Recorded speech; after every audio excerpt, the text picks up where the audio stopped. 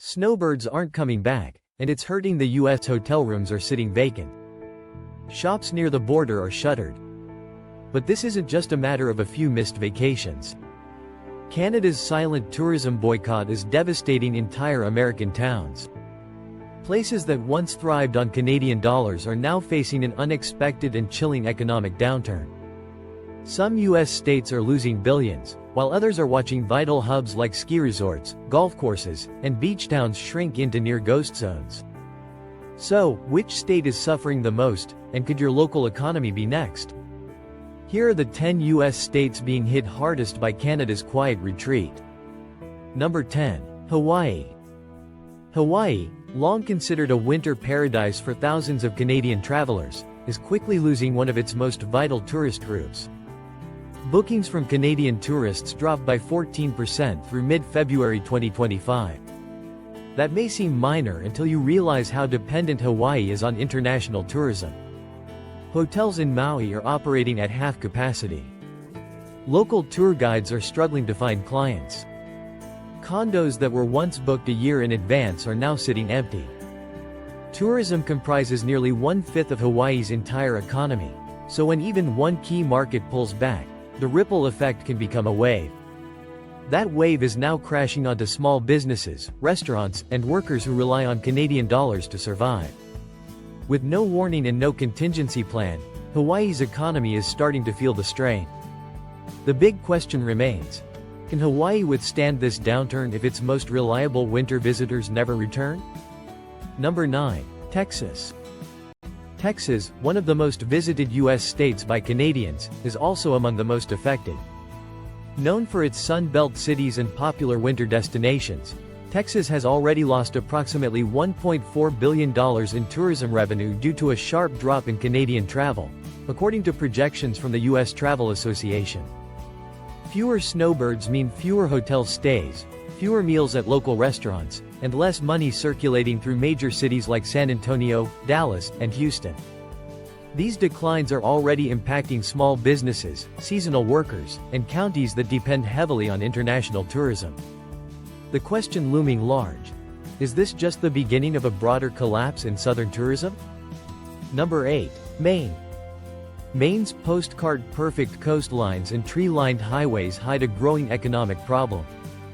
The state's economy is tightly linked to Canadian cross-border travel, and that flow has recently plummeted. Between February and April 2025, Maine saw 166,000 fewer border crossings compared to the same period the previous year, a staggering 26% decline. For a state that leans heavily on spring and early summer tourism, this isn't just a red flag, it's an alarm bell. Hotels in Bangor are reporting extended periods of empty rooms. Outlet malls in Kittery are seeing fewer Quebec and New Brunswick license plates. Border towns like Calais and Houlton, already economically fragile, are slipping further. The slowdown isn't limited to tourism. Canadians often visit Maine for healthcare, seasonal work, and shopping. As that spending vanishes, local gas stations, diners, and shops are losing their best customers. A recovery depends heavily on improved travel sentiment, but tensions between the US and Canada are making many think twice. Number 7. Washington. At a glance, Washington state seems unaffected. Highways are busy, ferries are running, and coffee shops are open. But dig into border towns, and cracks quickly appear. For decades, British Columbia residents crossed into Washington for day trips, shopping, gas, sports events, and entertainment. But in 2025, 3 major border crossings told a different story. Peace Arch traffic dropped by 45%, Pacific Highway by 34%, and Sumas by 11%. These numbers reflect real economic damage: vacant hotel rooms, silent stores, and cancelled dinner reservations.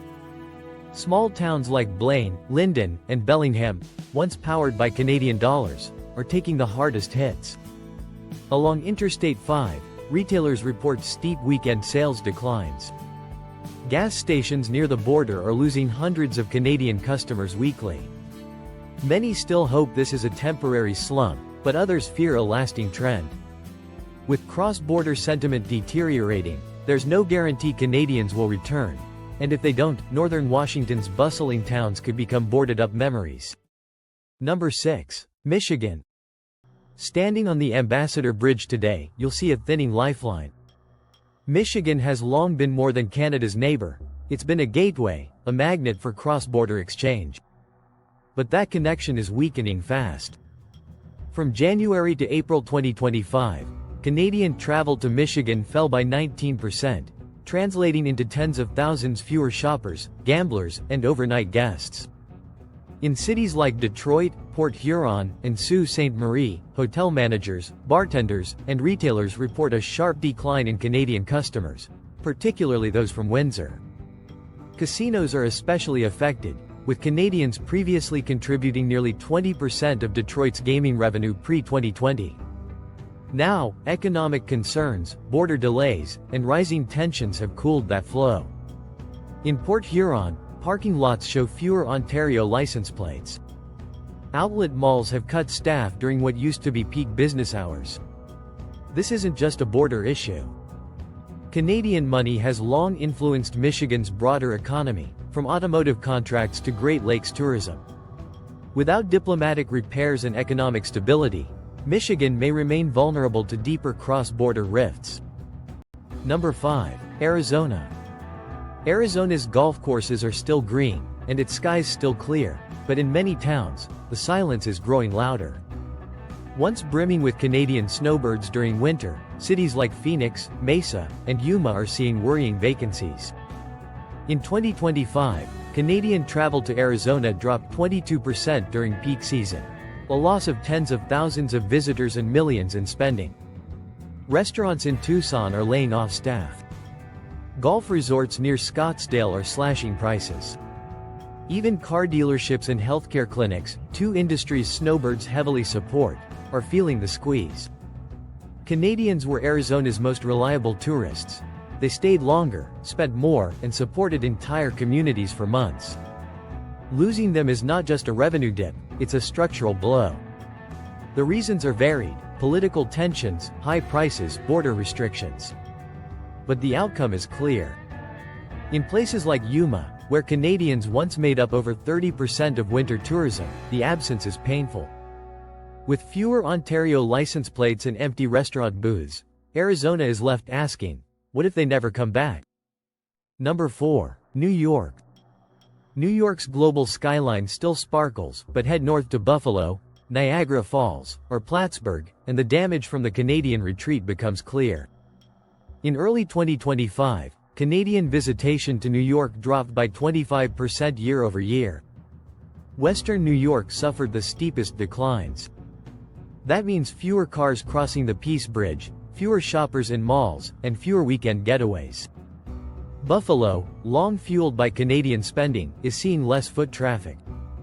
Gift shops near Niagara Falls report 15 to 30% revenue drops. Hotels near the border are seeing fewer Ontario bookings. In Plattsburgh, once known as Montreal's U.S. airport, Canadian passengers made up more than half of airport traffic. Now, those flights are going unfilled. The fallout extends across upstate regions. From Rochester to the Thousand Islands, communities built on Canadian cash are being forced to confront a harsh new reality: the dependable neighbor is no longer coming. Number 3. Nevada. Nevada's casinos, shows, and resorts once drew Canadians in droves. But 2025 brought a dramatic decline. Canadian tourism dropped by 28% in just the first 4 months. Las Vegas, which previously counted nearly 1 in 10 international visitors as Canadian, is feeling the effects deeply. Casino floors are quieter. Show seats remain unsold. Even seasonal towns like Laughlin and Reno are seeing RV parks cancel bookings and rentals remain empty. High exchange rates, political tensions, and domestic Canadian travel alternatives are all contributing to the slowdown. But the deeper issue is dependency. Without Canadian visitors, the financial structure of many Nevada resorts becomes unstable. Luxury industries, wedding chapels, helicopter tours, designer shops, are all scrambling to fill the gap. This isn't just a bad quarter. It's a long-term shift that may force cities like Las Vegas to completely reinvent their tourism strategies. Number 2. California. California. Known for its palm trees, Pacific sunsets, and Hollywood glamour. But here's the twist. A significant drop in interest from Canadian tourists could cost the Golden State billions. Once considered the crown jewel of Canadian tourism, California attracted families year-round, from Vancouver to Toronto. Disneyland in the winter, wine country in the spring, and Pacific beaches throughout the summer made it a go-to destination. However, in 2025, that trend reversed quickly. Statewide, Canadian arrivals are down by 21%. In certain regions like San Diego and Santa Barbara, the decline is even more pronounced. Local tour operators, hotel managers, and airport authorities are all reporting the same trend: fewer bookings, shorter stays, and reduced spending. This downturn is significant because Canadians are not casual tourists in California. They're premium spenders. They rent cars, book guided tours, and dine at upscale restaurants. Now, they're pulling back. In Los Angeles, luxury shopping districts like Rodeo Drive are seeing noticeable declines in foot traffic from international buyers. Napa Valley wineries, which once hosted tour buses packed with Canadian visitors, are scaling back their tastings. Even ski resorts near Lake Tahoe are reporting fewer bookings from Alberta and British Columbia, two historically strong Canadian markets. Why is this happening? The reasons are layered: currency challenges, diplomatic tensions, and rising travel costs across the board. But the impact is unmistakable. California boasts one of the largest tourism economies in the US, but when one major thread, like Canadian tourism, is pulled, the unraveling can begin subtly and spread rapidly. So, what happens when a top-tier visitor base walks away? For California, the consequences are already emerging: closed storefronts and declining room rates. And now, the next state on this list is feeling an even deeper impact. Its economy is not just rattled, it's being restructured from the inside out. Number 1. Florida. Florida, famous for its sunshine, beaches, and world-renowned theme parks. But behind the scenes, it may be the biggest casualty of Canada's tourism slowdown. Why? Because no other US state has relied so heavily on Canadians returning year after year. From Fort Lauderdale to Sarasota, from Orlando to Naples, Canadian tourists have long been the backbone of Florida's winter economy. Canada has historically sent more tourists to Florida than any other foreign country, contributing over $4 billion in annual spending. But that was then. In 2025, the data tells a different story. Canadian arrivals have dropped nearly 25% compared to pre-pandemic levels. Unlike other markets, they haven't bounced back. The ripple effect is visible everywhere. Gulf Coast condos sit empty during peak season. RV parks and golf courses report historically low bookings. Even Orlando's iconic attractions are seeing a change, not just fewer visitors, but also a decrease in average spending per trip. Local restaurants, rental agencies, and beachside motels, businesses built to serve the annual snowbird influx, are now either cutting back or shutting down.